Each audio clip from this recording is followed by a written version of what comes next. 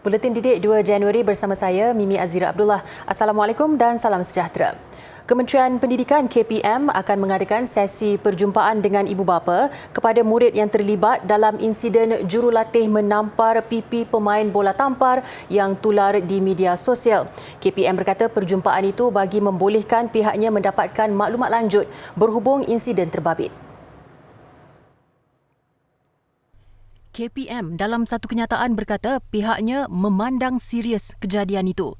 KPM akan memberi kerjasama sepenuhnya kepada pihak polis jika ada laporan polis dibuat mengenai insiden itu. Pada masa sama, kementerian akan meneruskan siasatan bagi tujuan tata tertib dan jika didapati bersalah, tindakan sewajarnya akan diambil.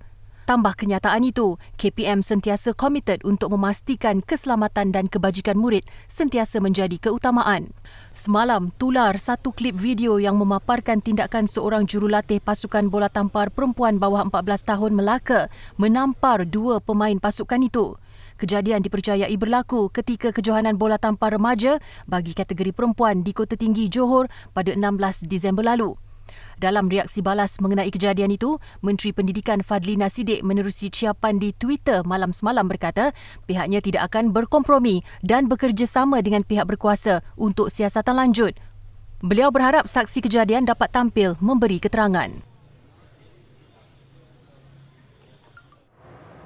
Sebarang keputusan untuk mengambil tindakan terhadap jurulatih yang dikatakan terlibat dalam insiden menampar dua pemain yang baru-baru ini akan ditentukan selepas Rabu ini. Ia akan diputuskan apabila semua pihak yang terlibat dipanggil memberi keterangan dan penjelasan berhubung insiden itu.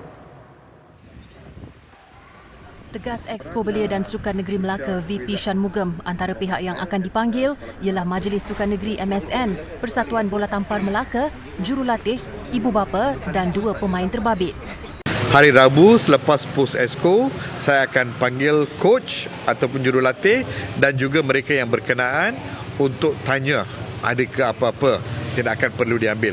Kalau mereka rasa mereka menerima dengan hati yang terbuka dan memaafkan coach, bermakna tidak ada further action.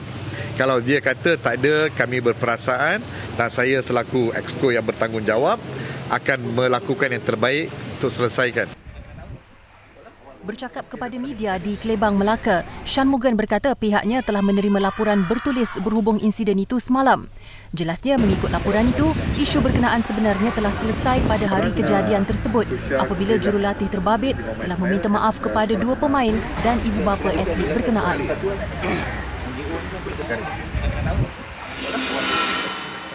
Semalam, Persatuan Bola Tampar Malaysia MAVA menubuhkan badan siasatan dan mengambil tindakan menggantung seorang jurulatih yang didakwa menampar dua pemain remaja perempuan daripada melibatkan diri dalam semua aktiviti bola tampar kebangsaan sehingga siasatan selesai.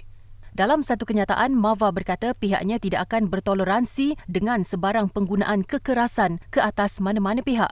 Malah, MAVA bersedia untuk mengambil tindakan selanjutnya mengikut lunas undang-undang serta perlembagaan MAVA. Terdahulu, Menteri Belia dan Sukan Hannah Yeoh turut membidas tindakan seorang jurulatih yang dirakam menampar pemainnya. Menurut Hannah, beliau sudah menghubungi Menteri Pendidikan Fadlina Siddiq dan mereka sedang mengumpul lebih banyak maklumat berhubung insiden itu.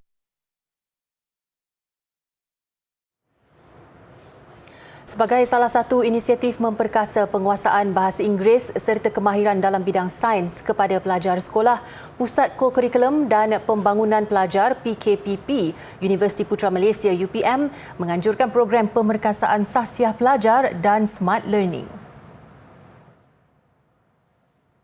Program melibatkan penyertaan 200 murid tahap 2 daripada 3 buah sekolah rendah di daerah Cenur, Pahang.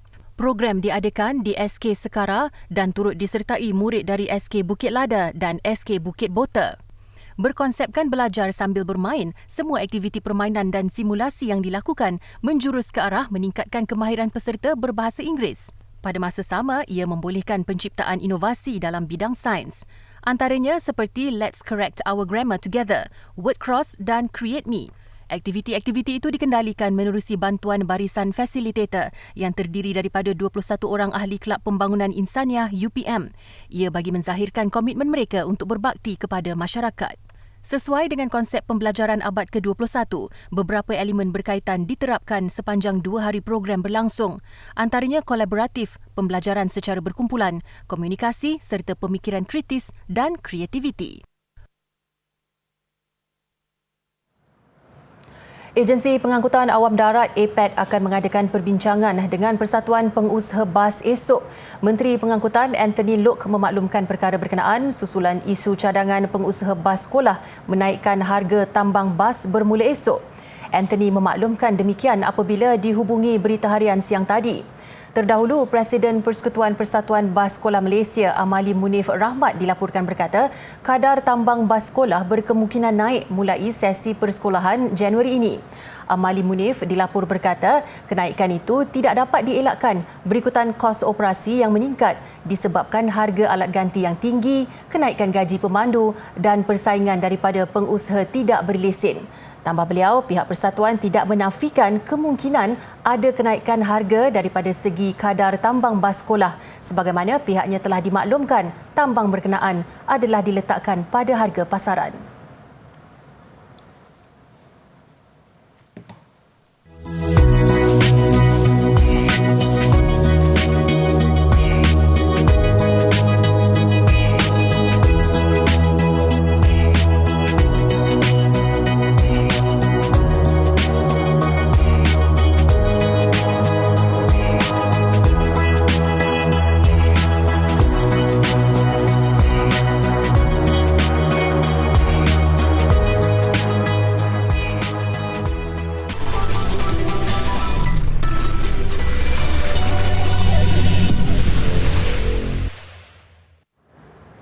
Kanak-kanak autisma berusia 12 tahun memiliki bakat besar dalam menghasilkan penulisan khat.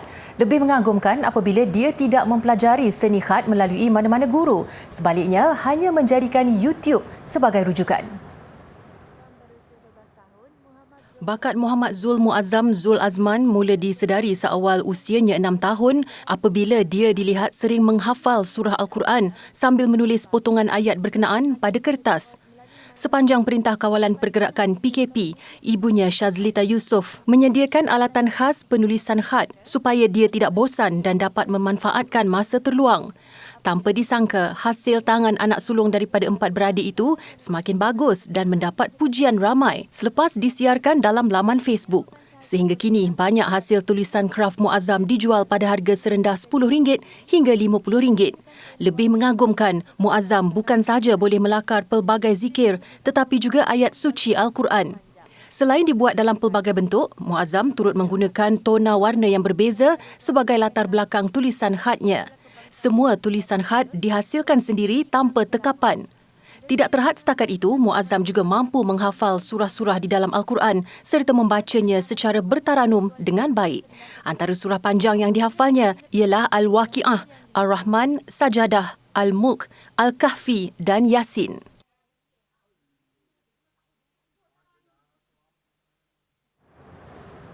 Permulaan tahun baru 2023 semalam menyaksikan sebuah kelab motosikal melakukan kerja amal dengan membantu mereka yang memerlukan seperti anak yatim dan fakir miskin. 66 ahli daripada Adventures Bikers Club Malaysia ABC berkonvoi dari Rawang, Selangor ke rumah anak-anak yatim Baitul Amin dekat Parit, Perak untuk menghulurkan sumbangan. Menurut pengurusi kelab Muhammad Fuzi Abu Bakar, objektif penubuhan kelab bukan semata-mata untuk mencari keseronokan ketika menunggang motosikal bersama ahli kelab. Sebaliknya, lebih fokus membantu masyarakat yang memerlukan ketika berkonvoi. Kadang-kadang pun kita jumpa macam kita kadang-kadang kita jumpa yang pergi ride untuk makan. Makan kan. Makan tu pun kadang-kadang kita sekali beramal.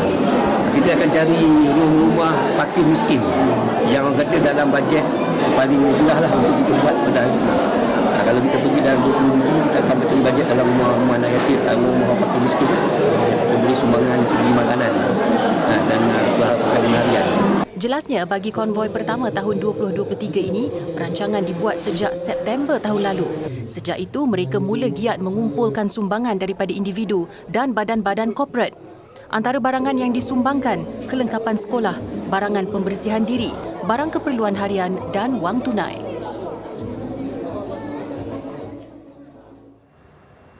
Dua varian COVID-19 susur galur jenis Omicron yang menular di China ketika ini yang dipercayai mempunyai kadar jangkitan lebih tinggi telah dikesan di negara ini.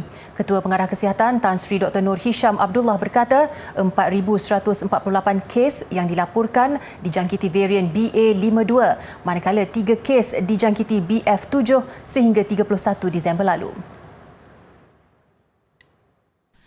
Jelas beliau, varian BA52 dan BF7 merangkumi kira-kira 80% daripada varian yang menular di China serta dipercayai juga boleh menyebabkan jangkitan semula. Bagaimanapun, belum ada data yang dapat mengaitkan peningkatan bilangan kes kemudaratan atau kematian dengan kedua-dua varian itu. Ujarnya, situasi itu akan disemak dari semasa ke semasa apabila terdapat sebarang perubahan ketara yang memerlukan perubahan dalam strategi kesihatan awam. Sementara itu, Tan Sri Dr. Nur Hisham berkata hasil surveillance genomik sepanjang Disember lalu menunjukkan dominasi varian XBB di negara ini iaitu 55.4% daripada bilangan sampel diikuti varian BA275 dan varian BQ1. Data dari Singapura dan India yang mengalami penularan XBB menunjukkan peningkatan bilangan kes jangkitan semula terutama dalam kalangan penduduk yang dijangkiti ketika gelombang Delta atau Omicron sekurang-kurangnya 6 bulan lalu. Menurutnya, kes jangkitan semula disebabkan kejadian immune escape yang lebih tinggi oleh XBB, mungkin disebabkan tahap antibodi mula berkurangan dan menyebabkan jangkitan semula tidak dapat dielakkan. Justru, beliau menyarankan golongan yang mempunyai masalah kesihatan untuk mengambil dos penggalak kedua supaya sistem imun dapat bersedia untuk sebarang jangkitan semula. Dalam pada itu, bilangan kes baru, kes kematian dan purata kes aktif COVID-19 setiap hari di seluruh negara pada Minggu Epidemiologi ke-52 bagi tempoh 25 hingga 31 Disember menurun dengan agak ketara sebanyak 36.1%. Menurut Tan Sri Dr. Nur Hisham, 3,767 kes dicatatkan pada ME terbaru itu berbanding 5,894 kes direkodkan pada minggu sebelumnya. Katanya, bilangan kes tempatan menurun sebanyak 36.5% kepada 3,735 kes berbanding 5,880 kes pada minggu sebelumnya. Kes import meningkat 129.6% kepada 32 kes. Bilangan kes kematian menurun sebanyak 29% kepada 22 kes. Untuk ME terbaru itu, purata kes aktif setiap hari menurun sebanyak 14.7% kepada 12,433 kes. Kes sembuh naik 24.7% kepada 7,791 kes. Turut menunjukkan perkembangan positif adalah jumlah kemasukan pesakit COVID-19 kategori 1 dan 2 ke hospital awam. Bagi setiap 100,000 populasi menurun sebanyak 35%, manakala pesakit kategori 3, 4 dan 5 menurun sebanyak 31.6%. Untuk Pusat Penilaian COVID-19 CAC Maya, jumlah kes yang melengkapkan penilaian kendiri atau Home Assessment Tool terus menurun sebanyak 38.8% daripada 6,516 kes kepada 3,990 kes.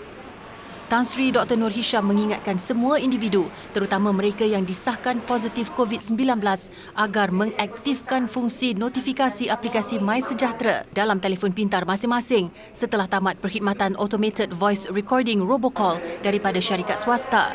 Katanya, langkah itu bagi memastikan mekanisme pemantauan kendiri berfungsi dengan baik.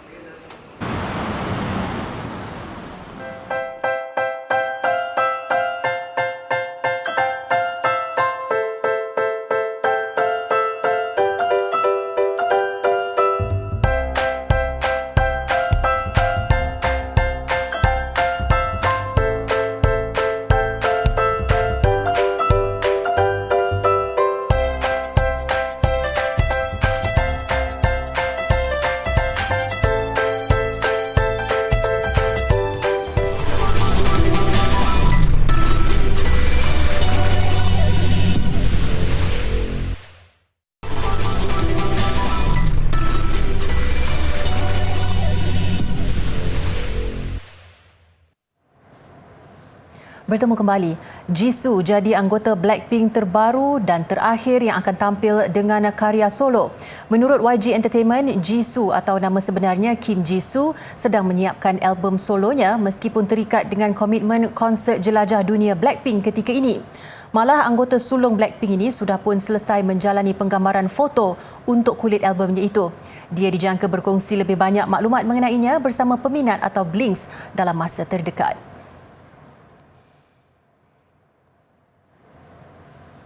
Perolehan daripada filem box office yang ditayangkan di China mencatat jumlah lebih 30 bilion yuan atau 19.156 bilion ringgit bagi tahun 2022. 85% daripadanya datang daripada filem tempatan.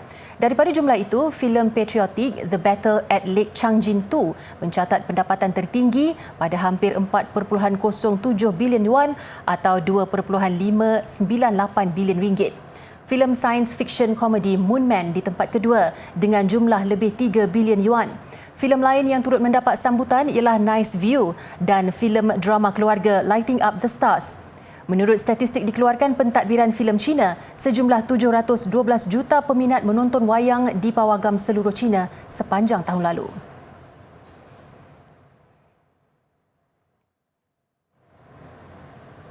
Taman Tema Ais dan Salji di Harbin, China mengalu-alukan kedatangan tahun baru dengan cahaya pelbagai warna untuk hiburan pengunjungnya. Kelonggaran SOP COVID-19 yang dilaksanakan kerajaan China menjadi satu lagi punca ramai pengunjung tidak melepaskan peluang untuk beriadah dan bergembira pada hari terakhir 2022 di Taman Tema ini. Dengan keluasan kira-kira 810,000 meter persegi, Harbin Ice Snow World menampilkan pelbagai struktur yang dihasilkan daripada ais dan salji. Kesemua ais diambil dari Sungai Songhua. Air sungai itu yang mengalir perlahan dan membeku secara berperingkat membolehkan ais yang terhasil kelihatan seperti kristal dan tidak banyak buih di dalamnya. Untuk memastikan setiap pengunjung terhibur, pihak Taman Tema menyediakan pelbagai permainan dan aktiviti. Ini termasuklah gelongsor ais sepanjang 500 meter dan Ferris wheel setinggi 120 meter yang menampilkan keindahan Narnia Harbin ini di waktu malam.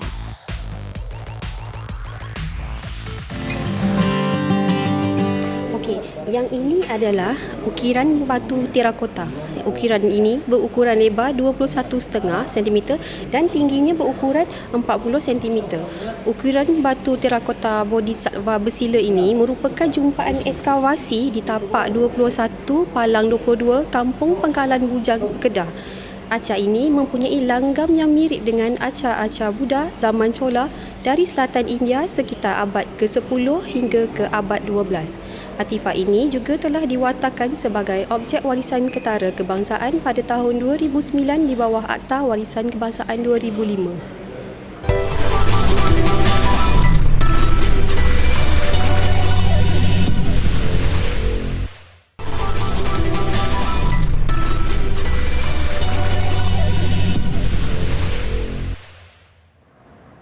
Sukan. Malam esok, Harimau Melaya berdepan Singapura dalam misi hidup mati untuk memburu tiket ke separuh akhir Piala AFF. Ketua Jurulatih Kim Pan Gon pastinya sudah melakukan percaturan terbaik. Namun pada masa sama, beliau tetap mengharapkan sokongan padu peminat di Stadium Nasional Bukit Jalil. As always, I think Malaysia football fans give us full supporting. That appreciate. But tomorrow, we need special supporting from Malaysia football fans to supporting our Harimau Malaya players.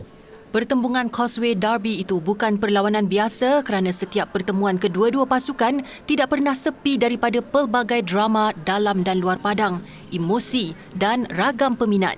Menambah debar, Singapura dengan rekod juara 4 kali cuma memerlukan satu mata untuk meneruskan kemarahan ke separuh akhir berbanding Malaysia yang mesti menang. Perlawanan terakhir kedua-dua pasukan menyaksikan Singapura menang 2-1 di laman sendiri pada aksi persahabatan antarabangsa Mac lalu. Itu juga kekalahan pertama Malaysia di bawah bimbingan Pan Gon.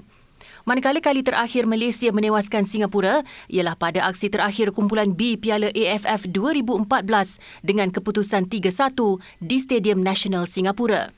Bagi Ketua Jurulatih Singapura dari Jepun, Takayuki Nishigaya, beliau mengakui kelebihan pasukannya dari segi kutipan mata, namun mengakui juga Malaysia memiliki kelebihan beraksi di tempat sendiri. Justru beliau menjangka perlawanan sengit esok sambil berharap anak-anak buahnya mampu meraih kemenangan. Berdasarkan ranking FIFA, Malaysia lebih baik di kedudukan ke-145 manakala Singapura ke-160.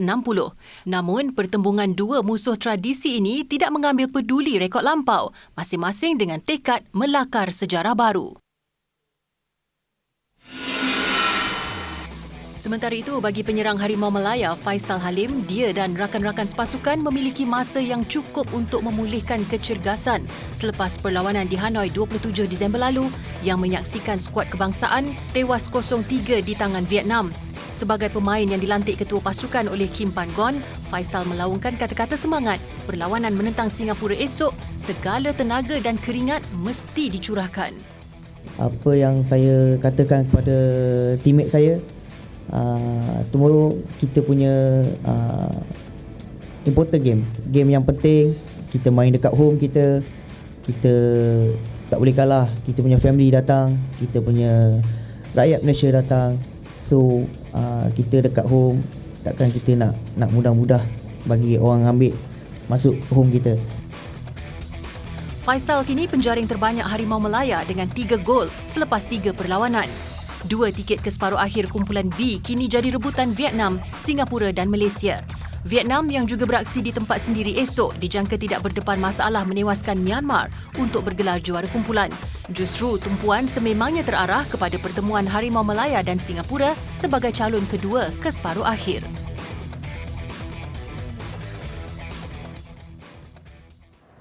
Dalam pada itu, jualan tiket perlawanan Malaysia menentang Singapura di Stadium Nasional Bukit Jalil esok terus meningkat. Menerusi hantaran terbaru Persatuan Bola Sepak Malaysia FAM hari ini, sebanyak 38,819 keping tiket sudah terjual. Penurunan harga tiket mungkin antara daya penarik buat penyokong untuk beramai-ramai ke stadium. Sebelum ini, harga tiket terbuka RM50 diturunkan kepada RM30.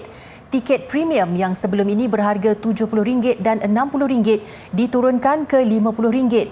Tiket grandstand pula boleh dibeli dengan harga RM60 berbanding harga asal RM100 dan RM70. Manakala tiket kanak-kanak 6 hingga 12 tahun yang sebelum ini berharga RM10 kini diturunkan ke RM5. Juga untuk kemudahan penyokong, operasi stesen LRT Bukit Jalil esok turut dilanjutkan sehingga jam 12.30 tengah malam.